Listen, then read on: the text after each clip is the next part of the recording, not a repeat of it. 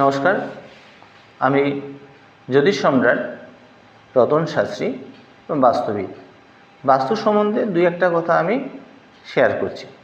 বাস্তু রীতি অনুযায়ী বাড়ির প্রধান প্রবেশদ্বারে যদি সিঁড়ি না দেখা যায় সেই দিকে নজর রেখে বাস্তুর সিঁড়ি নির্বাচন করতে হয়। সেক্ষেত্রে সেই বাস্তুই বাস্তুর ক্ষেত্রে শুভ মানা হয়। এছাড়াও বাস্তুর সিঁড়ি যাতে স্পাইরাল সিঁড়ি না হয় সেদিকে নজর রাখতে হবে, কারণ স্পাইরাল সিঁড়ি বাস্তুমতে অশুভ মানা হয়। আবার দেখা যাচ্ছে যদি কেউ ঘোরানো সিঁড়ি হয় অর্থাৎ বাঁকানো সিঁড়ি হয়, সেটা কিন্তু বাস্তুমতে অশুভ মানা হয়। সেদিকে নজর রেখে বাস্তুর সিঁড়ি আমাদের নির্বাচন করতে হবে। বাস্তুর ক্ষেত্রে বাস্তুর বামাবর্ত সিঁড়ি বাস্তুর ক্ষেত্রে অশুভ মানা হয়। দক্ষিণাবর্ত সিঁড়ি বাস্তুমতে শুভ মানা হয়।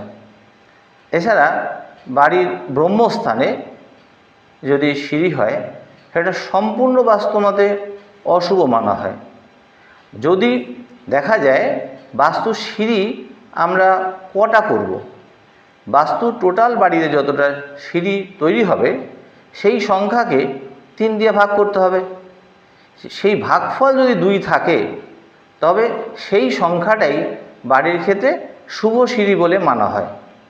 যদি এই ক্ষেত্রে কিছু ব্যতিক্রম বা অন্য ক্ষেত্রে কিছু ব্যতিক্রম হয়ে থাকে, সেক্ষেত্রে কিছু রেমিডিয়াল পার্ট থাকে, সেই রেমিডিয়াল পার্টগুলো ফলো করতে হবে। তাহলে সেক্ষেত্রে বাস্তুর কিছুটা অশুভ দোষ খণ্ডন হয়ে যায়। এই বলে আছে সিঁড়ির সম্বন্ধে আমি 2-1টা কথা শেয়ার করলাম। যদি এই সিঁড়ির বাস্তু যদি শুভ হয়, ভালো লাগে, তাহলে আপনারা শেয়ার করবেন এবং সাবস্ক্রাইব করবেন। নমস্কার।